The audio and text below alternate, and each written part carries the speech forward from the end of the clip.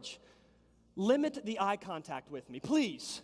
Feel free to stare down at the ground during our conversation tonight, because in the midst of the awkwardness, which is worth having around, by the way, because the purity conversation is worth having, my hope is that God will transform our heart, transform our minds, and transform our lives so that we embrace purity, because it's a big deal. I'll never forget my first purity rally. Has anybody heard of True Love Waits? Right? I don't know if that's big here. I was 13 years old. I'd been a Christian for just a few months. So I was still learning some of the Christianese, the language around the gospel and the conversation about what it looks like to be pure. And I was invited by the church that led me to Jesus to a True Love Waits rally. And so think about this. 8th grader, new Christian.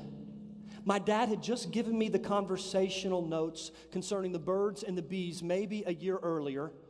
And now I have to sit in a room full of my peers and even the older kids to listen to some joker talk about sex. It was overwhelming. But I went and I sat there, and the guy that they had speak was an interesting sort. His name was Al. Now, Al is a good dude, just weird, and a little intense. Like, even when he told jokes, he never laughed. His face never left that intense space as he stared deeply in your soul. And Al wanted to go about promoting purity by shocking the students towards purity. Like he was going to use the shock and awe factor, a little cattle prod here and there to poke us towards purity in Jesus. And so he started talking about STDs. Now, as a 13-year-old, I didn't know what that meant. Like he left out the U, because clearly he's talking about studs, but that's not what he was talking about. STD was short for, and I know we got middle schoolers in the room, but sexually transmitted disease. They're diseases that can only be contracted by having sex with someone who has the disease, right? So weird. And so in the shock and awe approach, he began to describe like 3 to 5 STDs in detail, painting these verbal pictures. And if you were to look around the room at all the people, it was just like terror. What's happening? And as he began to talk about them and detail them, he would raise his voice and his tone would escalate and his movement would intensify. And as he gets to the end of it, he describes it, and we're all looking with tears in our eyes, trying to avert attention, but somehow unsuccessful. He screams out, "Do you want those?" Like the new kid's in the back, curled up in the fetal position, crying for his mom. And he says, "Do you want those?" And we were all like in tears, No, just give us the card. We'll sign it in our blood. We're done. No sex ever. When I left that spirit-filled conference, I had 3 thoughts that I was convinced were true. Are you ready? The first one is this. I left convinced that I never wanted an STD, okay? That was clear. I was also convinced that Al needed medication. And as one who takes a small pink pill every day, he needed medication. And the third thing I was convinced of is this. Purity was all about not having sex.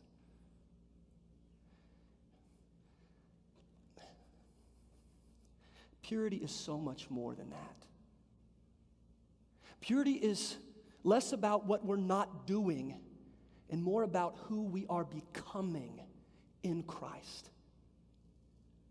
And if that's the case, if purity at its core means to be set apart, to be set aside and set on the pathway of God's design for our lives, which involves our hearts and our minds and also our bodies, then purity is so much more than what we're not doing.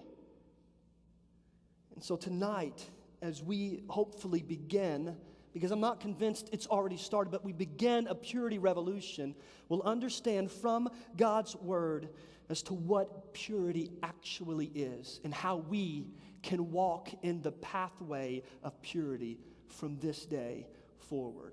Now, to help us navigate this conversation, we're going to go to our Bibles, which is really a good idea when we're in the church context, right? So if you've got a Bible, I encourage you to open it up to Genesis chapter 39. Now, if you don't, that's the first book of the Bible. So we've made this really easy. If you're not used to opening the Bible, then open up to the first pages. You'll find yourself in Genesis. And up in the top left or right corner, you'll see Genesis and then a number. And you just kind of flip through till you get to number 39, okay? If you don't have a phone, you don't have a Bible, and you want to use your phone, then here's my one caution. Don't use your phone as a distraction to look at something other than the Scriptures, all right? Because I've prayed before I got here that if that takes place, God would strike you. All right? Just trying to be open and honest with you. So here's what's happening in Genesis 39. There's a guy by the name of Joseph who has been the primary character in this early creation movement, in this early Hebrew movement, whose name is Joseph. Now, Joseph's story is an interesting one, to say the least, and we don't have all the time in the world tonight to talk about his story, but suffice it to say this. This is a Cliff Notes version of Joseph's story. He was one of 12 brothers, born of Jacob, one of the patriarchs of the Jewish nation. As a matter of fact, the nation of Israel gets its name from Joseph's father, Jacob, who was renamed by God Israel because he wrestled with God. Now, Joseph was interesting in part because, and I feel the brother here, he was the favorite of his father's boys. I'm one of 3 brothers, and throughout my entire life, it's been a burden to be the favorite. But Joseph was the favorite. And in his father's favoritism of his other brothers became really jealous. So jealous that they plotted to kill him. But wimping out at the last moment, instead of killing him, they threw him into a pit, sold him into slavery, and then came back to his father Jacob with a clever story that some wild animal had killed him. So Joseph is in that pit, purchased by a man named Potiphar, who brings Joseph into his home as the hired slave hand. Well, the Bible says over and again in the Genesis account that Joseph found favor with God, and so he raised through the line and the authority in the house of Potiphar, so much so that when Potiphar went out of town on business, he left Joseph in charge of everything, his entire estate. If you read later on, and this is past our passage, Joseph is eventually thrown into prison, falsely accused of a crime he did not commit. And it's there that he is showing his giftedness in being able to interpret dreams and visions. So the Pharaoh, who's troubled by a vision or dream, comes to the prison because he's heard of Joseph's ability, and he raises Joseph up and he says, if you can interpret this, then I will place you in second command only behind myself. Now, Egypt during that time was the most powerful kingdom in the world, and Pharaoh was the most powerful man in the midst of the most powerful kingdom. And he raises Joseph up to second in command. Talk about a roller coaster. Yet before he gets to the palace, he has to go to prison, and that's where we pick up in chapter 39. Read in verse 1 with me. It says, now Joseph had been brought down to Egypt, and Potiphar, who was an officer of Pharaoh, a captain of the guard, an Egyptian, had brought him to the Ishmaelites who had brought him down there. And the Lord was with Joseph. Underline that if you have a Bible and a pen in verse 2. And the Lord was with Joseph, and he became a successful man, and he was in the house of the Egyptian master. And the master saw that the Lord was with him, and that the Lord caused all that he did to succeed in his hands. So Joseph found favor in the sight and attended him. And Potiphar made Joseph overseer of his house and put him in charge of all that he had. And from that time on, he made him overseer of his house, over all that the Lord had blessed the Egyptian's house for Joseph's sake. And the blessing of the Lord was on all that he had in his house and field. In verse 6, so he left all he had in Joseph's charge, because in him he had no concern about anything, including the food he ate. Now Joseph was handsome in form and in appearance. Right? Like the dude looked good. Verse 7. After that time, his master's wife cast her eyes upon Joseph and said, lie with me. That doesn't mean don't tell deceptive truths with me, right? Like he says, come to bed with me, is the common translation. But he refused, and he said to his master's wife, behold, Because of me, my master has no concern about anything in his house. He's put everything under my charge. He is not greater than his house. He has not in his house someone greater than I. Nor has he kept back anything from me except for you, because you are his wife. How then can I do such a great wickedness and sin against God? And as he spoke to Joseph, day after day, he would not listen to her, to lie beside her, or to be with her. We're almost done. Verse 11. But one day when he went into the house to do his work, and none of the men of the house were there in the house, she caught him by his robe, saying, "Lie with me." And then he left his garment in her hand, and he fled, and he got out of the house. It's in Joseph's story that we can pick up some helpful footsteps, some footprints, some pathways towards purity. Now let's break this apart a little bit. The first step in the pathway of purity is very important. And if there's anything you catch from me, young people and adults alike, because by the way, young people, don't be convinced that the adults have this purity thing all figured out, because we don't. Not one of us do. So don't be convinced that this is just for the kids, because it's for all of us. Purity is not a generational issue. It's an all-person issue. So here's the first step in the pathway to purity. Number one, remember your worth. Consider your value. Joseph was a man of great accomplishment, and because of that, he was given space and platform in Potiphar's house when Potiphar was absent. Yet in verse 7, we see the entrance of temptation, and it comes by way of Potiphar's wife. And the Bible says that she looked and she cast her eyes on them. She looked at him. That means that she looked at him with an enticement or a long gaze of enjoyment. If you were to meet my wife, and she couldn't be here tonight because she's a teacher and we've got 3 kids, but that's how she looks at me, right? She just looks at me with that look. Oh. Right? Right? And sometimes I give her the look back, but mine's a little more creeper. Right? Like it. But you know the look, oh. That's what happens here. That's what it means to cast her eyes on him. She looked, she liked, and she lusted. And then she moved in for the kill. And so she comes to him not so suddenly, and she says, "Lie with me. In common terms, come to my bed so that we can close the deal." Temptation enters in. Maybe you're wondering, well, what is temptation in this passage? Is this the only kind of temptation there is? No. So here's a general idea of what temptation is. It's anyone or anything or any thought that attempts to draw our affection from God and our attention from His purposes for our lives. I'll say that again. Temptation is anyone, anything, any thought that attempts to draw our affection away from God and our attention away from His purposes in our lives. And that can come in a lot of shapes and forms. It can come on a computer screen or a little phone screen.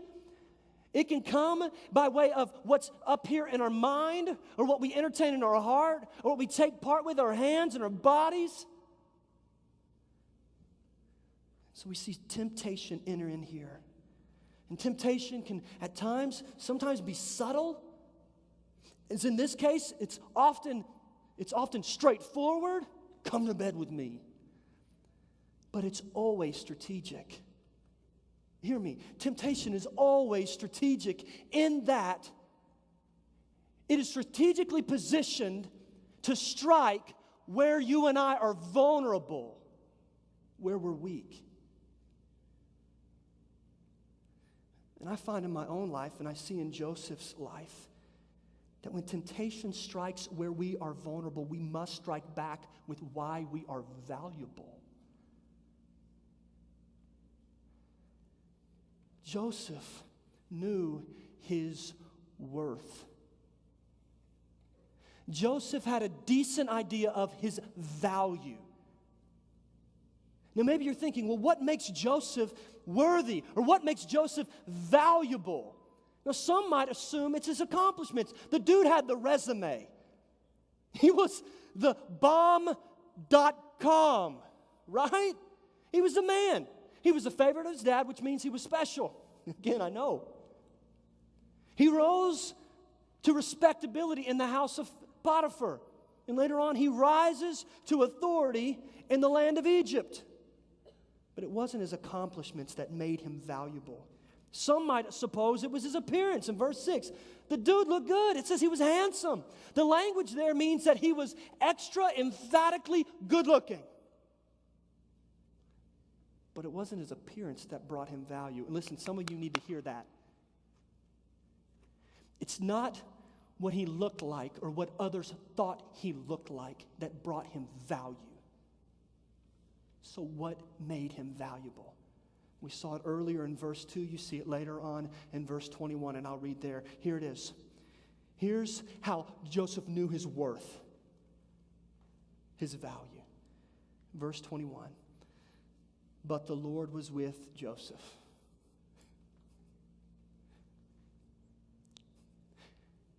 There's the measure of his worth right there. God came close. And if you read the rest of verse 21, and it says, and he showed him love, steadfast, unconditional love. And he gave him favor. That word favor is grace. He gave him grace in the sight of those who ruled over him.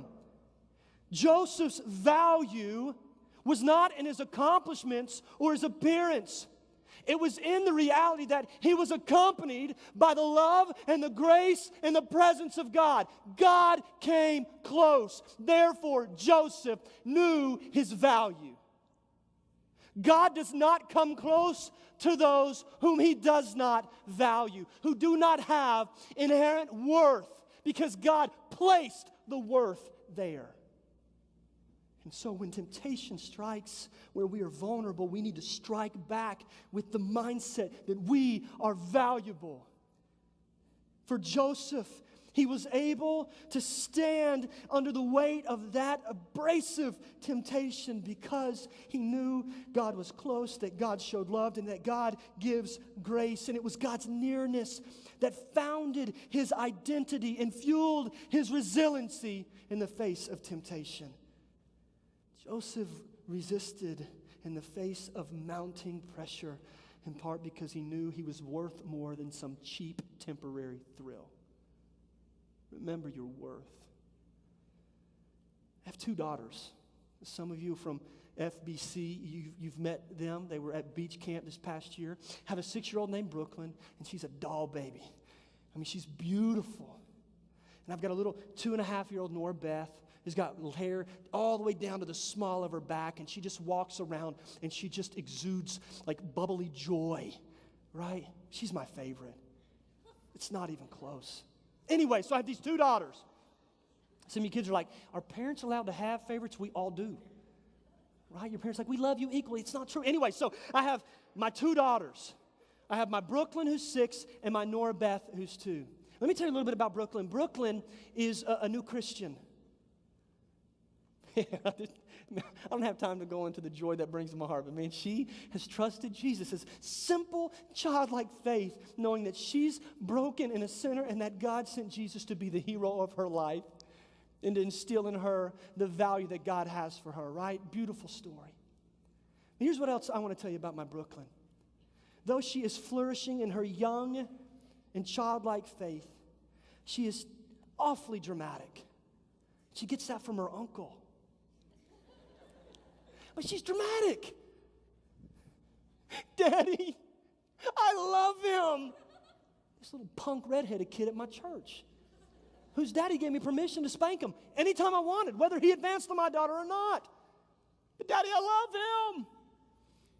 You don't know what love, I love Jesus. Honey, don't try to trap your daddy. She's dramatic. And I think of my young daughter, and I think about some of you young ladies out there.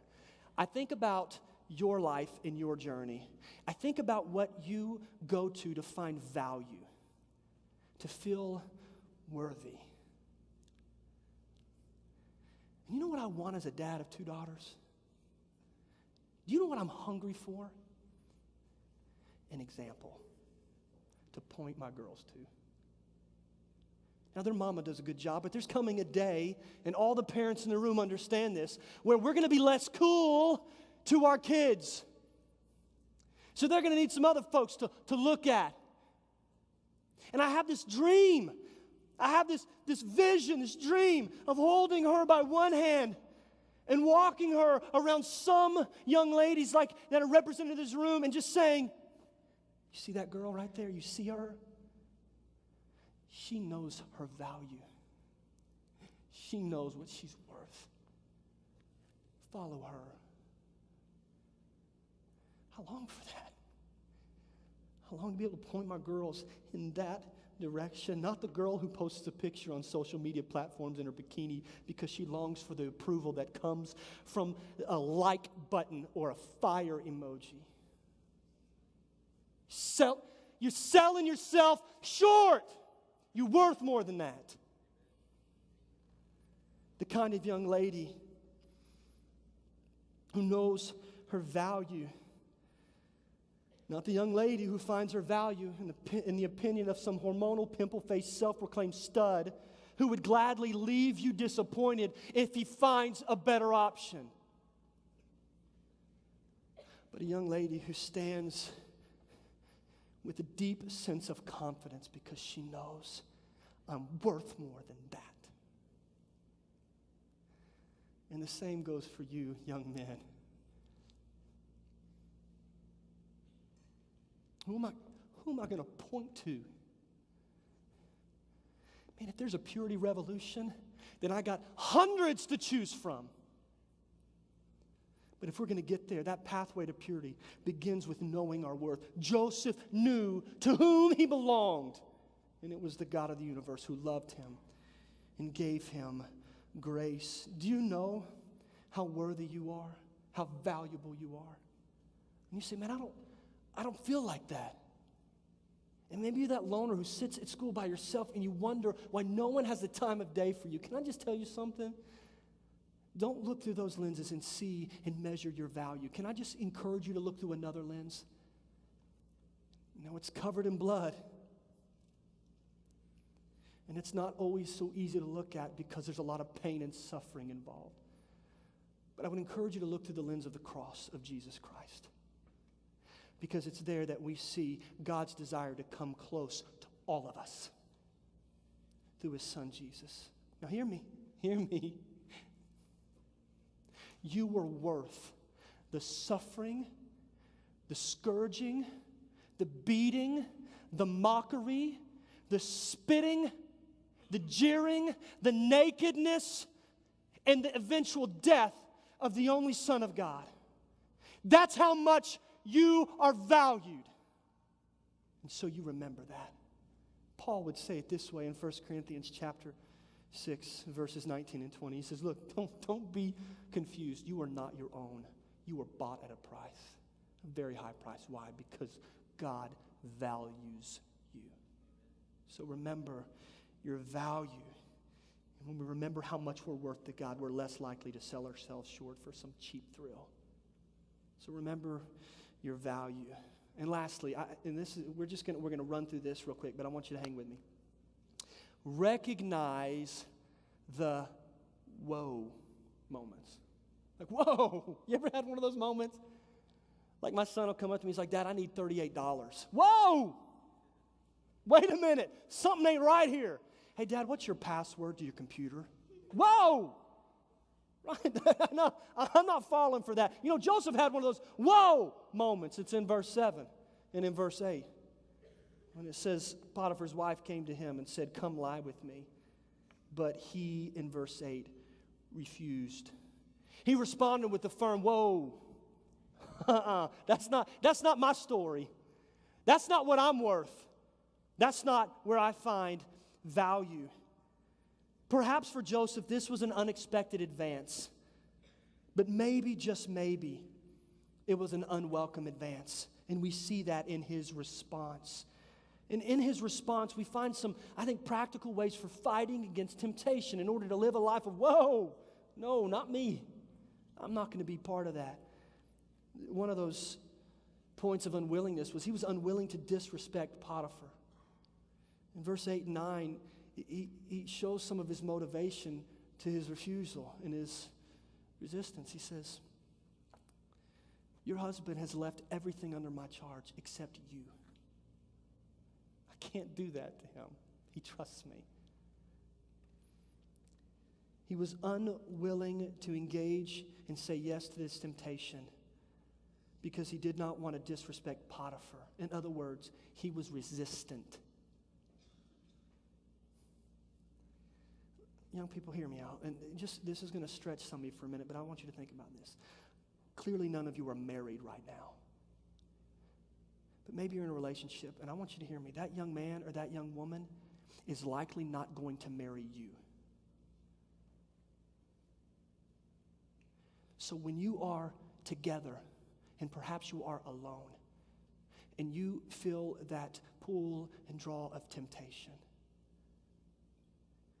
in reality, you are looking across at someone else's spouse. You're looking across, young man, at that young lady who will be someone else's future wife. Don't disrespect him. Young ladies, you're looking at a young man who's likely not going to be your spouse. And so when you look across at him, you are looking into the face of some lady's husband. So you respect her. Don't be the name that is brought up by that current boyfriend or girlfriend to their future spouse under the underline of mistake. He resisted because he was unwilling to disrespect this woman's husband. And he was also unwilling to dishonor God. In verse 9, in the second part of that, and I want to do justice to it. This is what he says. He says, how then can I do this great wickedness and sin against God? He knew ultimately to say yes to this temptation was to dishonor God. And he was unwilling to do it. He resisted. They did a beach camp a couple years ago, and I shared that there was a song that I learned when I was a kid. How many of you adults remember DC Talk?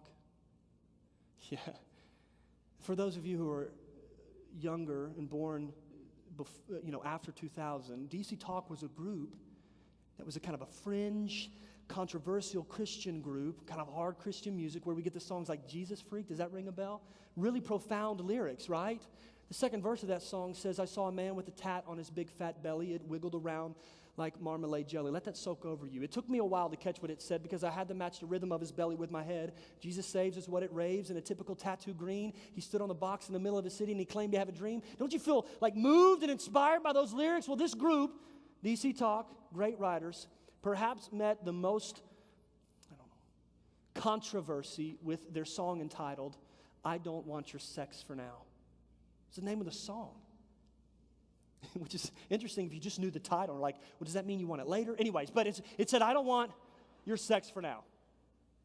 And there's a part of this song that says, it goes like this. It says, I don't. Some of you, if you know it, you say, I don't want it. No, I don't want it.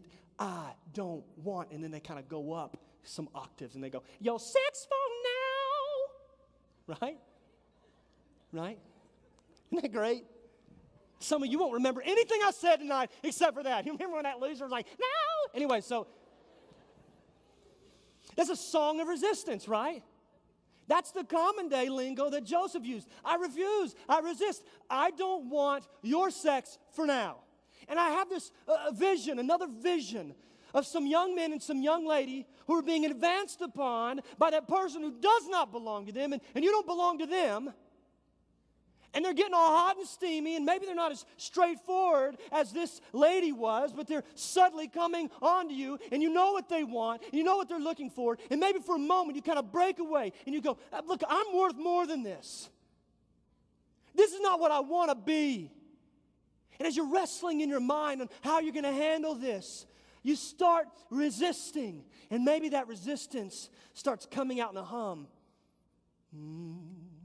I don't, and you just start singing it right there in the room, in that space, in the car with that boy or girl, and you just start going, I don't want it. No, I don't want it. And then I don't want it. And then you just freak them out with it. Yo, saxophone now, right? Like, that's the vision I have.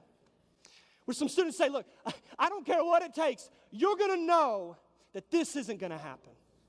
Resistance. I got too much love for God, and I've got too much respect for your future spouse to say yes to this. I'm going to resist. Joseph resisted. It says he refused over and over again. But here's what happens, and this is what we see in his life. He resisted, but she was persistent. If you look at verse 10, it says, and daily she came to him. And daily she came to him over and over and over again. And sometimes temptation in our lives is so persistent that its persistence goes toe-to-toe with our resistance. If that's the case, then we need to take the next step from resistance to running. Look on in verse 12. It says this.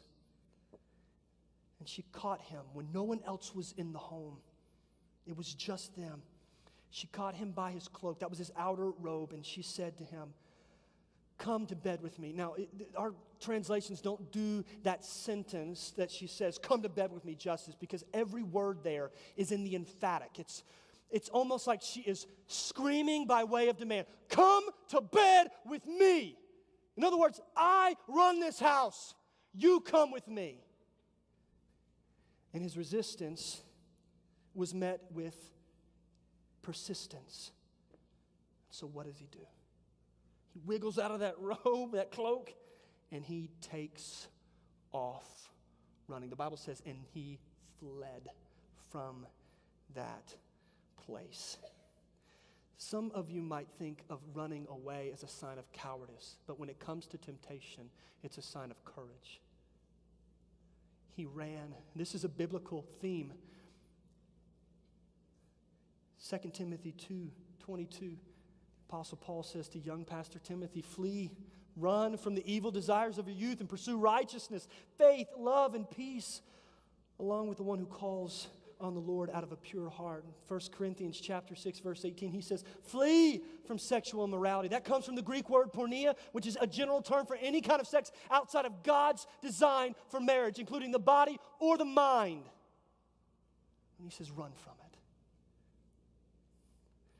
You see, running for Joseph demonstrated that he would much rather put distance between him and Potiphar's wife than distance between him and God. He made a choice. And the choice was to run, to flee, to get out. And just a thought before we close. Some of us in the room tonight may need to literally get up and run from our computer screens. Some of us may need to look at our electronics like our phone, which is nothing more than porn in your pocket. And you need to go to mom and dad and you say, look, mom and dad, I can't handle this. Get me a flip phone. We can't find one. They make them. Because the temptation is too persistent and my resistance is failing. I need to run from my phone. Some of you right now, your heart's starting to beat fast because you know you're in a relationship where purity is an impossibility. Because that's been the pattern. And for some of you, the practical step for you is you got to run out of that relationship. Because you would rather put distance between you and that person than to create a perceived distance between you and God. Some of us tonight need to run. And here's the truth. Running from temptation may feel like it's costing you something. Right?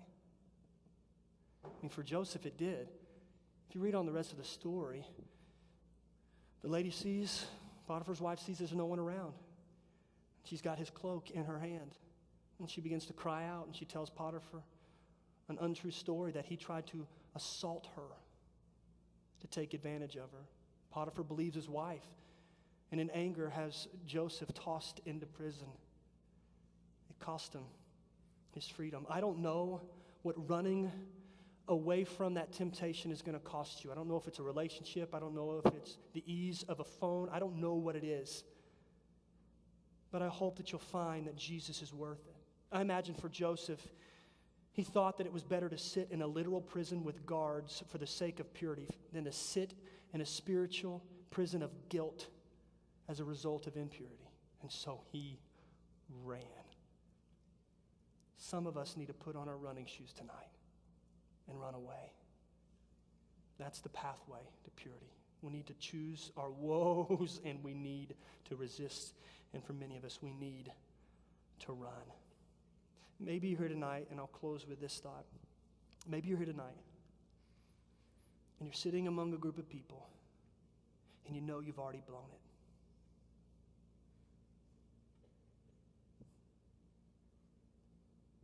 Whether in your mind, or maybe in your flesh, you've already blown it. And you feel it, like the guilt of it. And as I talk, you're like, man, I checked that mistake off the list because I've done that. Pastor Chris, you've just read my story. I'm not Joseph. I'm Potiphar's wife. Can I encourage you?